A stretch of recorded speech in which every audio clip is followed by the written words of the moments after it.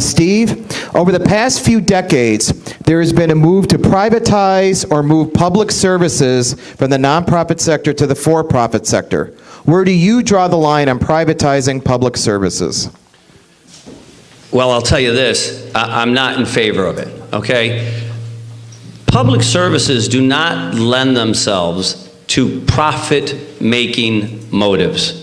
Some things do, making widgets, making frisbees, making cars, fine. But serving the public good does not lend itself to a profit-making machine. When you turn it over to privatization, you leave people behind, which gets back to what I talked about a little earlier today with these voucher programs, charter schools. When you privatize, you leave the most needy behind. That's a mistake. You know, folks argue that the United States Postal Service should be privatized. We got a postal worker here. Where is he?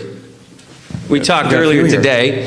And, you know, that's a mistake and a misnomer because, you know, you hear conservatives say, well, you know, FedEx does it better or UPS does it better. Well, that's wrong. Number one, a lot of people don't know that those companies contract with the United States Postal Service to get their work done. That's number two. And you know what else?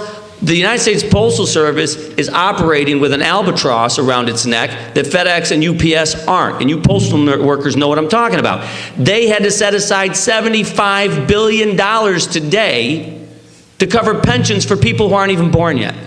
If UPS and FedEx had to do that, they'd be out of business. So you can't compare apples to oranges. You privatize those things, it's bad. Public services need to be made public for the public good, not for profit. Next is Eric. Yes.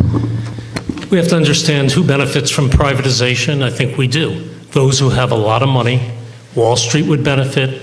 Various kinds of special interests. We are living in the age of privatization. We privatize our jails, schools, Social Security. For-profit universities are springing up. Trump University is an example. Yes, Medicare, privatized. They think basically the bottom line is it yields to profit, but the public doesn't benefit. We can do too much with government or too little. The problem is bad government, not government. When government doesn't handle something well, we do something with it. On the Postal Service, we have a unique opportunity to give them the power to do banking, particularly in low-income areas, to deal with the unbanked. They have the capacity, and we ought to be involving the postal services in providing some basic banking opportunities for those who don't have a bank so they don't have to pay for huge payday loans. Colleen?